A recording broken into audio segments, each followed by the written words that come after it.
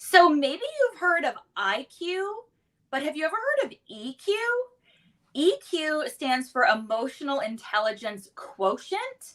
And I'm here with Amy Yakowski, who is the guru on all things EQ. Welcome to the Painted Porch. This is Perspectives Lives. My name is Sierra Ram-Cantrell, and I am the Mindfulness Sherpa. I am joined by Rob Hunter, who is our MC, Master of Communications, and our founder and CEO, Amy Yakowski, and we are Painted Porch Strategies. So, Amy, what in the heck is EQ? Well, first off, Sierra, thank you for saying I'm a guru. I will say I'm a guru in training because this is something that continues to evolve, this concept of EQ or EI, as you may have heard it, emotional intelligence. It's something that as a scientific body of research and knowledge continues to grow and evolve as we are as human beings. So thanks. So I want to say first off, when we think about the idea of business, or really life in general, truly, because business and life have a lot of parallels. There's a couple core components that really come into what are the foundation of what make a business or relationship great. And that is your ability to lead, teamwork, how you work together with other people, how you effectively problem solve, and how you grow. And all of those foundational components are based on how we interact with our fellow human beings. And most performance related struggles that we run into as individuals and as businesses are based on how well or not we do those human interactions. We do, as you like to say, Sierra, we do life with other people. It's how we communicate. It's how we settle disagreements and conflict. It's how we handle stress and how we share feedback and work together. And that's ultimately at the core of what EI or EQ is seeking to achieve. It's a scientifically backed and based way that we can measure, support, coach, and develop the critical people skills that can help you as an individual, as a team, and as your business thrive. So is this a test type thing that you take, like a self-assessment? You fill out a questionnaire and you get the results of where you're at on the EQ scale? It is, Rob. It is. It's an assessment. It takes about 15 to 20 minutes, depending upon your how long you want to sit with each question. Although we always encourage, don't sit with it too long. Don't overthink it. It's meant to be that initial gut reaction that you see. The assessment that we do, which is the EQI 2.0, is based on 30 years of research in the industry. It's one of the only scientifically backed ones that they have out there. It's based on data that has been gathered over the last 20 plus years based on various norms and data points that they've been gathering over this time frame. So how do I cram for this test? Because I want to test. And so, like, what do I need to study? What do I need to do? Because I want people to like envy my EQ score. Okay. So that's a great point. So number one, there is no studying for this test. You are literally going in, showing up, and responding as your true self. Okay. Because this test, this assessment, this test doesn't measure good or bad, right or wrong, high score versus low score. It's meant to provide you information and understanding and awareness of how you as an individual show up in your life and work. Okay. So no cramming. So No. you're telling me I just go and just be myself? You just be yourself. You take a deep breath, maybe do, a little shakeout, put on some slow jams or whatever gets you in a chill state, and then you just take the assessment.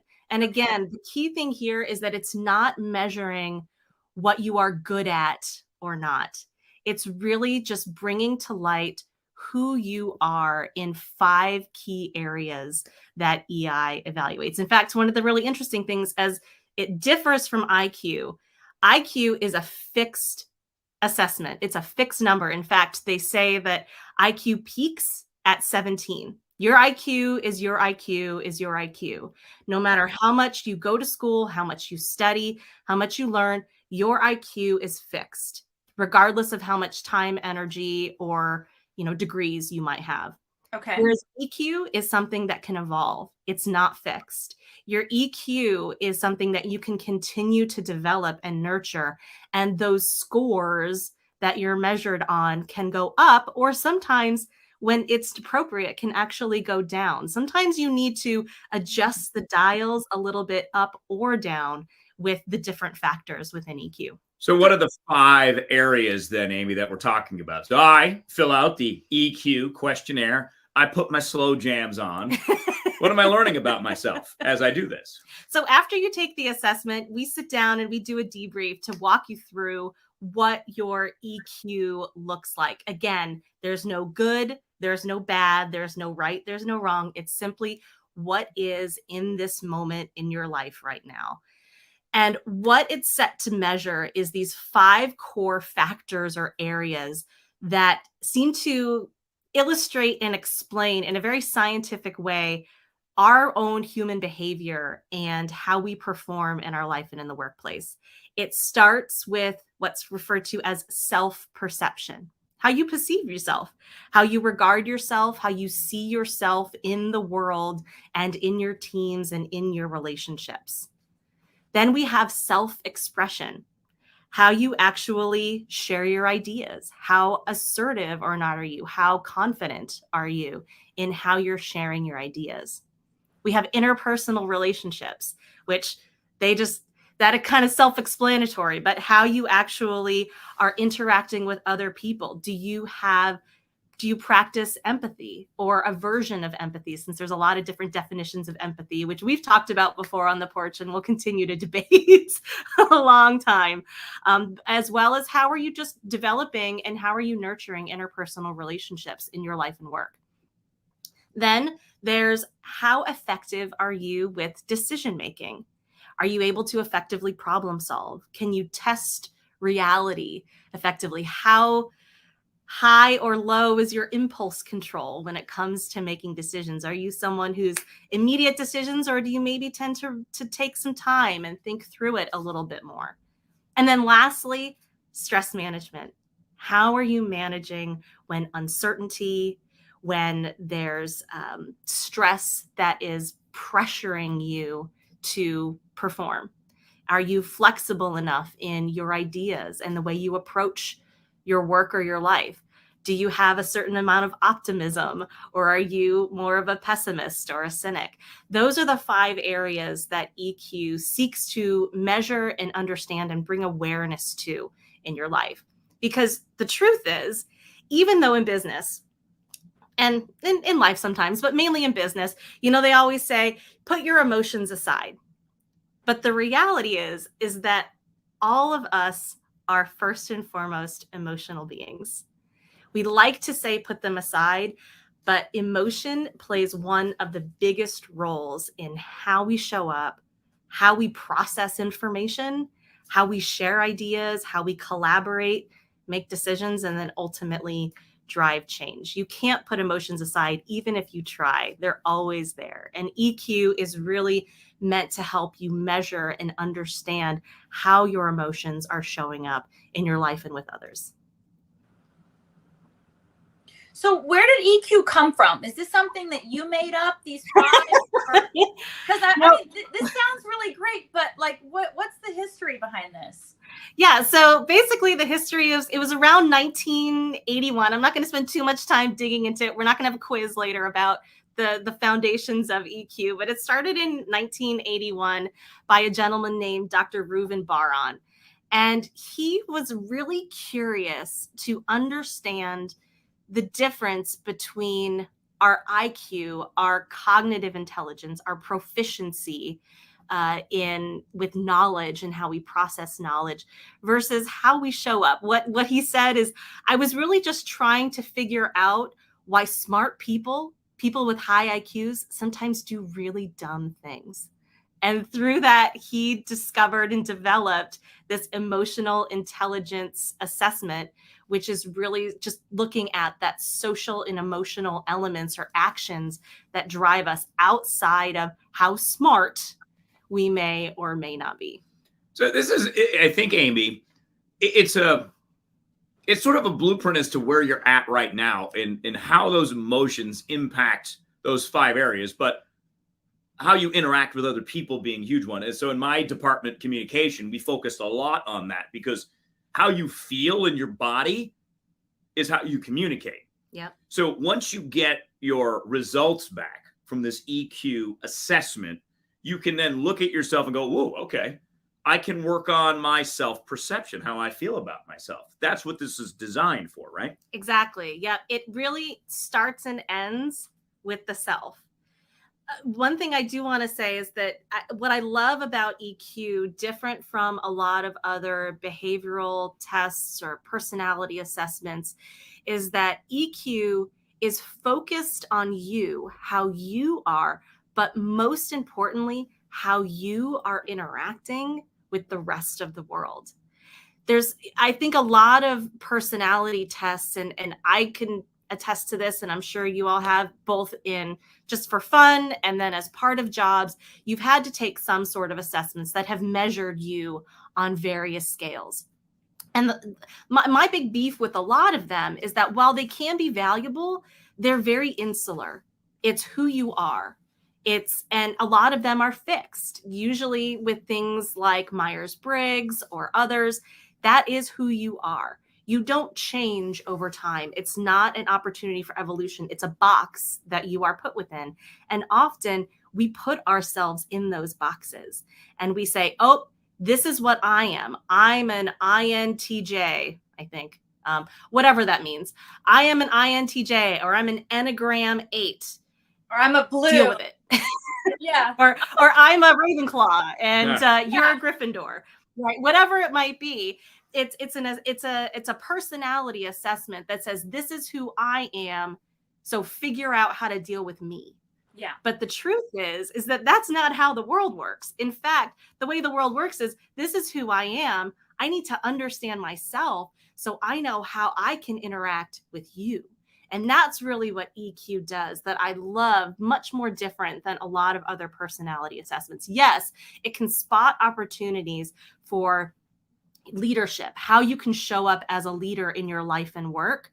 But it's most importantly how you are bringing, what you're bringing, how you're communicating, how you're working with other people. And it's helping you gain the tools and knowledge to do that. Let me ask a follow-up then. Yeah. DISC is another one. Yep. DISC. Yep. There's a textbook to try to figure out what that means. Mm-hmm. So it's the universal language of DISC. I have it right there. This EQ, Amy, seems far less complicated. I don't have to learn a new language to understand what DISC is, or INTG, right? Mm-hmm. Yeah, exactly. You don't have to learn new acronyms. I have a couple as well. I have DISC. I have SDI that I've taken before, Myers-Briggs. Again, so many different ones. You don't have to learn a new language because it's the language of you. It's concepts that you're familiar with. Self-perception, self-expression, interpersonal relationships, decision-making, and stress management. Those are what make up you and how you then choose, whether consciously or not, to show up in your life and work. Now, so let's say I take this EQ and I don't really want to discuss it with my boss or with my team. Do we have to all sit around and share about what we're good at, what we're working on? No, you don't have to unless you feel compelled to do that, which I would encourage you to do, because through that sharing, you can then create your own support network and reality testing unit as well in your life or work. But the assessment itself, it is completely confidential. It is not something that is shared outright with your team, with your employer. It's something that is solely yours. However, we do have a couple variations of the assessment where it can bring several different perspectives together. There is a version that is a group report. So each of you take an individual assessment, and that is yours and yours alone. But then there can be a group report that is generated that says, here's how you're actually working together or not as a team. Here's as a team where you are doing really well, where you're really excelling. And here's as a team, maybe where there's some opportunities for you to make those adjustments in your EQ dial. Or if you're a leader, I'd imagine, Amy, how to communicate and work with your team Mhm. effectively because you have a general sense of flow. Yep. So I'm already curious.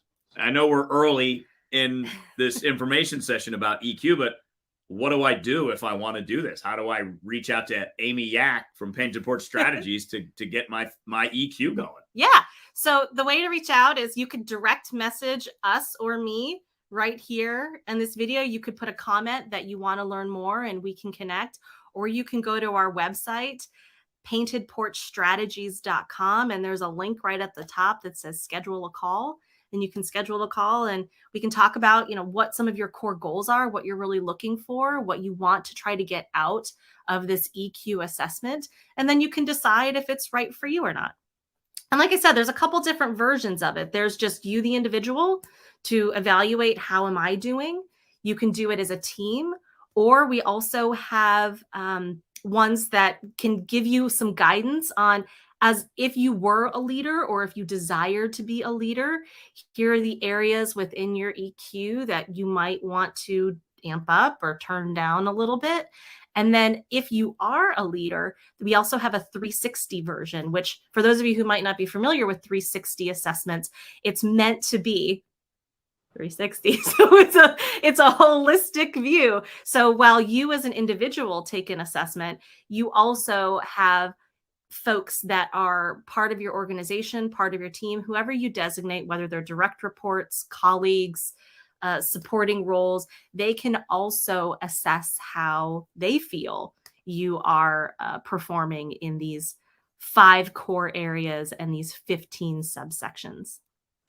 So this seems to me just to be about really, like, for example, I'm looking at stress management and I'm like, okay, I know I need some work on some stress management. So this will give me a score, like, say, is it like a number score, like 42? Yeah. Is like 100 perfect like it is in school, or is 42 just, hey, that's where you're at, here's how you can get to a 60? Yep, exactly. It's the latter. Again, there's no perfect score. You can't ace the EQ.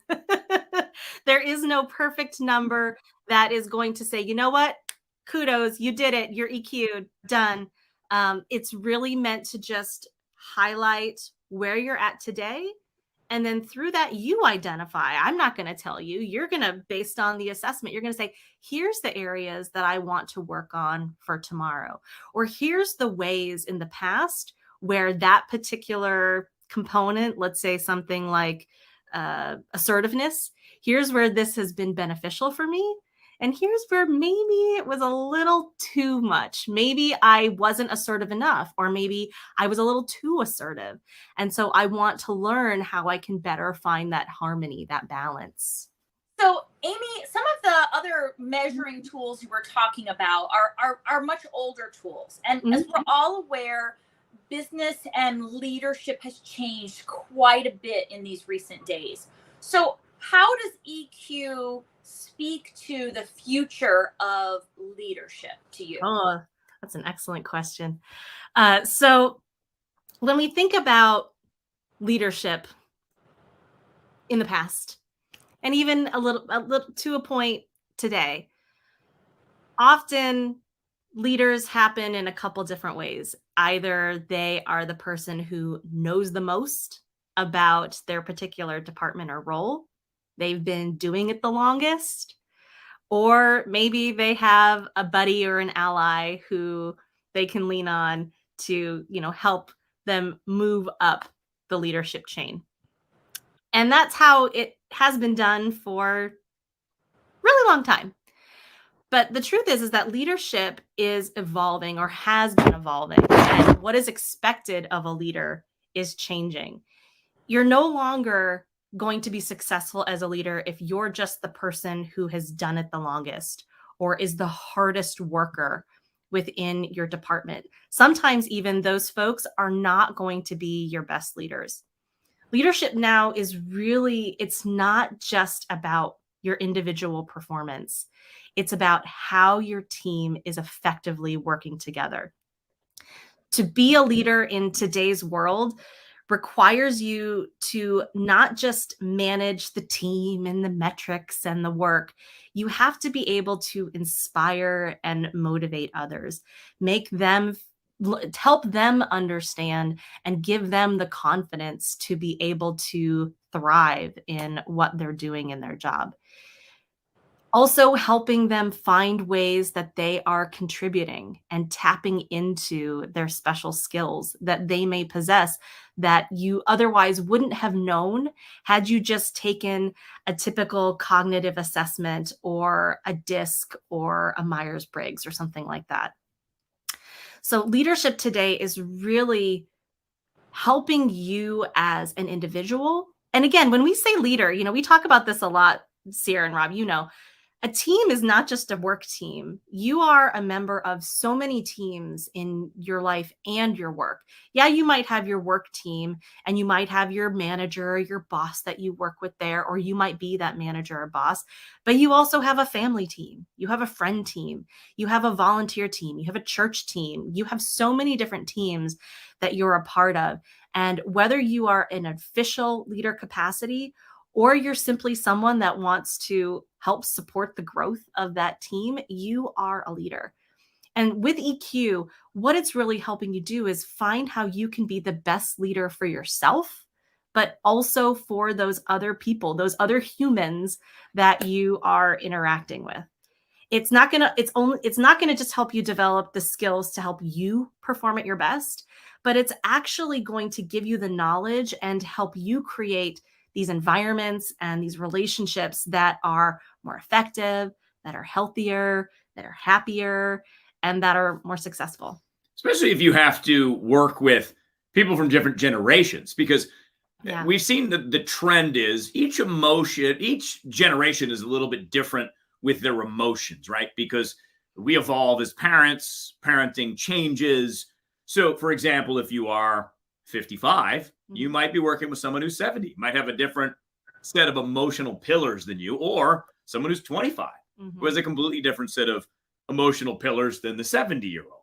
This is, I imagine, this EQ, Amy, something that can benefit you to understand yourself and then go, oh, okay, so I understand what kind of emotional triggers I have so I can effectively work with someone who's 25 or someone who's 70. Yeah, I would say that the beauty of EQ is that it is ultimately all about you and the self.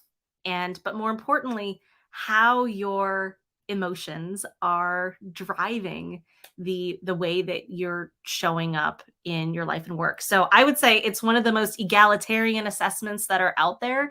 It has no concern or care about your race, your age, your gender, your role, your rank, your ethnicity, because it's about those human elements of you as a person interacting in this world. Yeah. So, I mean, this sounds like something that could benefit everybody. Like, this could benefit every single person on every team.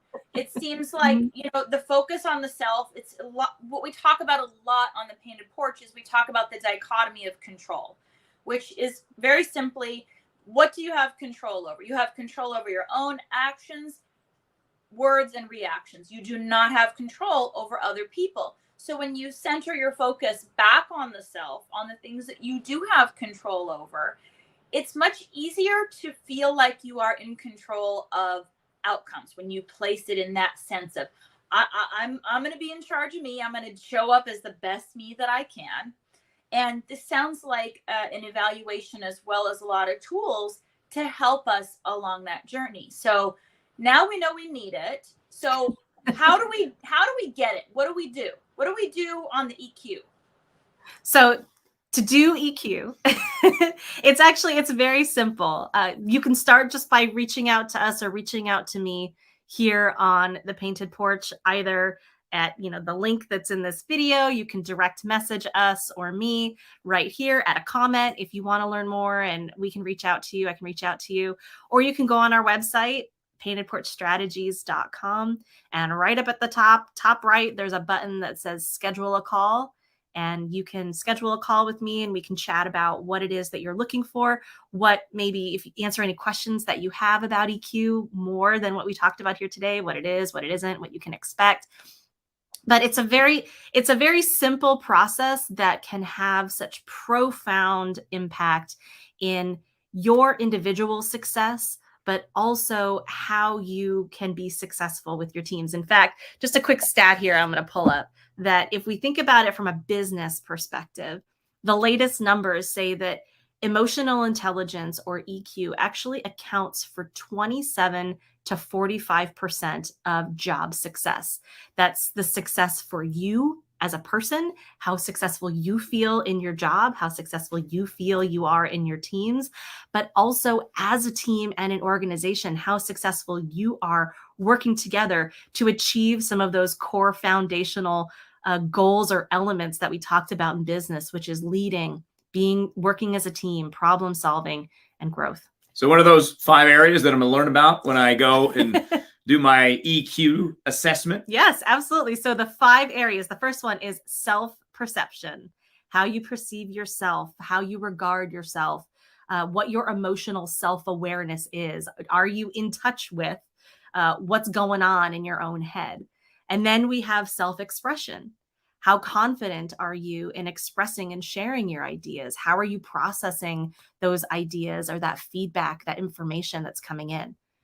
Interpersonal is the third one. How you are interacting with fellow humans in this world, because both in business and in life, there are other people. We like to say that. That's the core, one of the core elements of Stoicism too, is your human nature, how you are working with and for your fellow humans. The fourth one is decision-making. How you make decisions. Are you steeped in reality or is your head in the clouds? And sometimes both are okay. Again, remember, there's no good or bad. There's no right or wrong with this. In fact, you want to have a diverse set of people with a diverse set of emotional intelligence, strengths and struggles, because together it's going to create this beautiful melting pot of ideas and innovative thinking. And then the fifth element is stress management. How you dealing with it when you know what hits the fan. I love it. Okay, so those are the 5 core factors in EQ, also known as emotional quotient or emotional intelligence quotient. So if you want to find out more, comment on this video and we'll reach out, or find us on our website, paintedporchstrategies.com. And Amy, thank you so much for shining a light on EQ. I learned a lot of things that I didn't know about. I'm excited about this tool. I'm excited about the future of leadership and the future of things that can be. Thank you so much for joining us. For Amy Yakowski, Rob Hunter, I'm Sierra Rand Cantrell. We are Painted Porch Strategies. Until next time.